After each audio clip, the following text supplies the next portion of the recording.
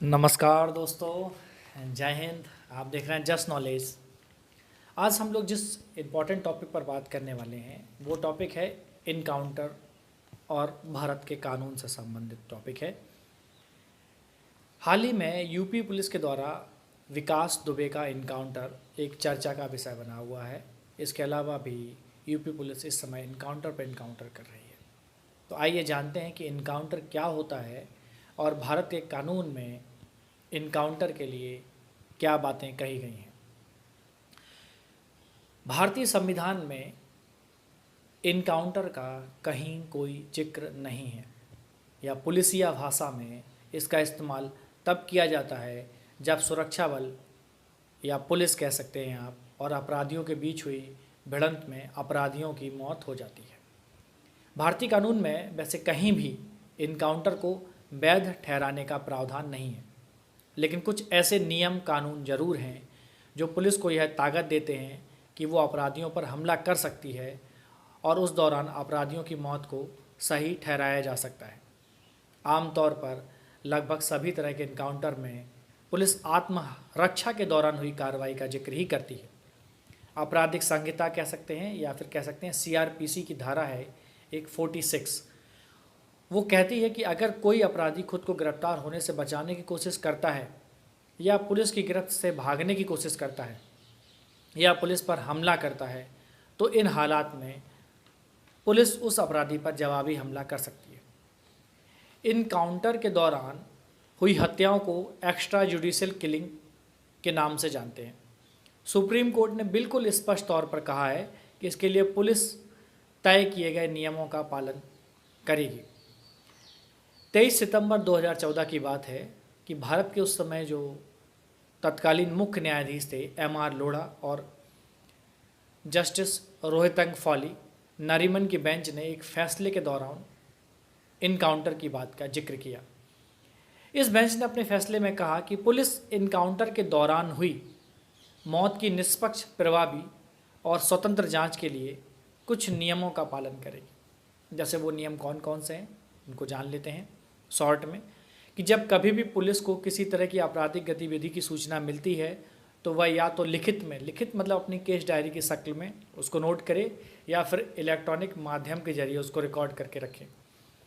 अगर कोई भी आपराधिक गतिविधि की सूचना मिलती है या फिर पुलिस की तरफ से किसी प्रकार की गोलाबारी की सूचना होती है और उसमें किसी की डेथ की सूचना सामने आती है तो इस पर तुरंत प्रभाव से धारा 157 के तहत कोर्ट में एफआईआर दर्ज होगी। इसमें किसी भी तरह की देरी नहीं होनी चाहिए।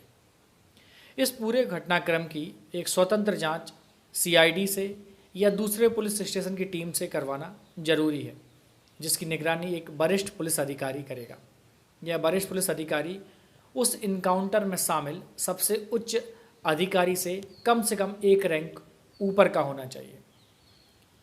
धारा 176 के अंतर्गत पुलिस फायरिंग में हुई हर एक मौत की मजिस्ट्रियल जांच होनी चाहिए और इसकी एक रिपोर्ट न्यायिक मजिस्ट्रेट के पास भेजना जरूरी है। जब तक स्वतंत्र जांच में किसी भी प्रकार का कोई शक पैदा नहीं हो जाता तब तक एनएचआरसी या आप कह सकते हैं नेशनल ह्यूमन राइट कमीशन को जांच में शामिल करना जरूरी नहीं है। लेकिन यदि स्वतंत्र प्रकार की जांच में या स्वतंत्र जांच में आपको ऐसा लग रहा हो कि जांच निष्पक्ष नहीं हो पा रही है तो वहाँ पर एनएचआरसी को शामिल करना जरूरी है। हालांकि घटनाक्रम की पूरी जानकारी बिना देरी किए एनएचआरसी या राज्य मानवाधिकार आयोग के पास भेजना जरूरी है। यहाँ पर जो सबसे इम्पॉर्टेंट बात है वो आपको ध्यान रखनी है कि जो कोर्ट का आदेश है कि भारतीय संविधान के अनुच्छेद 141 के तहत किसी भी तरह के इनकाउंटर में इन नियमों का पालन जरूरी है। अनुच्छेद 141 सुप्रीम कोर्ट को कोई भी नियम या कानून बनाने की ताकत देता है। मार्च 1997 में तत्कालीन एनएचआरसी के अध्यक्ष जस्टिस एमएन वेंकटचलैया ने सभी मुख्यमंत्रियों को एक पत्र लिखा था जिसमें उन्होंने कहा कि आयोग को कई जगहों से और गैर सरकारी संगठनों से या कुछ एनजीओ से या लगातार शिकायतें मिल रही हैं कि पुलिस के जरिए फर्जी इनकाउंटर लगातार बढ़ रहे हैं। साथ ही पुलिस अभियुक्तों को तय नियमों के तहत दोषी साबित करने की जगह उन्हें मारने को तरजीह दे रही है। दोषी साबित करना मतलब कोर्ट में उनको दोषी साबित करने से है। तो जस्टिस वेंकट चलैया ने 1993-94 में कहा था कि हमारे कानून में पुलिस को यह अधिकार नहीं है कि वह किसी व्यक्ति को मार दे जब तक यह साबित नहीं हो जाता कि उन्होंने कानून के अंतर्गत किसी को मारा, तब तक वह हत्या ही मानी जाएगी। सिर्फ दो ही हालात में इस तरह की मौतों को अपराध नहीं मान सकते हैं। पहला है आत्मरक्षा की कोशिश में, या फिर व्यक्ति की खुद ही मौत हो जाए। इन दो कंडीशंस में जो डेथ होगी उसको अपराध नहीं मानेंगे, उसको क्राइम नहीं माना जाएगा। सीआरपीसी की धारा 46 पुलिस को बल प्रयोग करने का अधिकार देती है। इस दौरान किसी ऐसे अपराधी को गिरफ्तार करने की कोशिश जिसने वो अपराध किया है, उसे मौत की सज़ा या आजीवन कारावास की भी सज़ा मिल सकती है।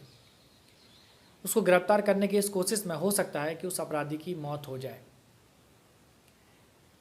यहाँ पर एनएचआरसी ने कुछ महत्वपूर्ण दिशा निर्देश की बात की है कि इनकाउंटर में मारे गए लोगों को 3 महीने के भीतर मजिस्ट्रियल जांच की जाए। मौत के सभी मामलों की रिपोर्ट एनएचआरसी के पास 48 घंटे के भीतर भेजी जाए और 3 महीने बाद एक डिटेल रिपोर्ट जिसमें पोस्टमार्टम, उनकी जांच रिपोर्ट, मजिस्ट्रियल जांच रिपोर्ट शामिल होनी चाहिए। तो ये एनएचआरसी के प्रोविजंस थे। आमतौर पर जब इनकाउंटर की स्थिति बनती है तो पुलिस अपराधी पर सीधे हथियार का प्रयोग करने से पहले उसे चेतावनी देती है। इसके बाद हवाई फायर करती है। अगर इस पर भी अपराधी नहीं रुकता है और भागने की कोशिश करता है तो उसके पैर पर गोली मारी जाती है। फिर भी स्थिति नियंत्रण में ना आए तो शरीर के अन्य हिस्सों पर फायर किया जाता है। सुप्रीम कोर्ट ने 2015 में कुछ दिशा निर्देश दिए थे कि हर इनकाउंटर की जांच अनिवार्य है। जांच खत्म होने तक पुलिस को कोई प्रमोशन या वीरता पुरस्कार नहीं दिया जाएगा। किस हथियार से इनकाउंटर किया गया और कितनी गोलियां चलाएंगे उस इनकाउंटर में, इसकी जानकारी देनी होगी। यदि पुलिसकर्मी दोषी हैं तो उसे निलंबित करके उसके खिलाफ उचित कार्रवाई की जाएगी। संविधान का एक आर्टिकल है 20, उसके तहत पुलिस अधिकारी की सुरक्षा सुनिश्चित करते हुए उसके हथियारों को सरेंडर करवाकर उसकी जांच का भी प्रोविज़न किया जाएगा। फेक इनकाउंटर केस में हाई कोर्ट या सुप्रीम कोर्ट खुद जानकारी मांग सकता है। यदि पुलिसकर्मी दोषी हो तो उसे आजीवन कारावास या फांसी की सज़ा भी दी जा सकती है। आईपीसी की धारा 100 के तहत पुलिस को आत्मरक्षा का अधिकार तो दिया गया है, लेकिन उस आत्मरक्षा के अधिकार में उसका कोई दुरुपयोग नहीं होना चाहिए। इनकाउंटर के बाद तुरंत फिंगरप्रिंट, वहाँ पर मौजूद गवाहों के बयान, फ़ोटो, वीडियो तुरंत बनवाने का प्रोविजंस हैं। पोस्टमार्टम, हथियारों की जांच, डेथ का क्राइम सीन जैसे कई पहलुओं की जांच के बाद एक मजिस्ट्रेटल रिपोर्ट बनती है। तो इन सभी रिपोर्टों को जांच करने के बाद या इन रिपोर्टों को कोर्ट में रखा जाता है और वहाँ से इन रिपोर्टों की सत्यता को परखा जाता है।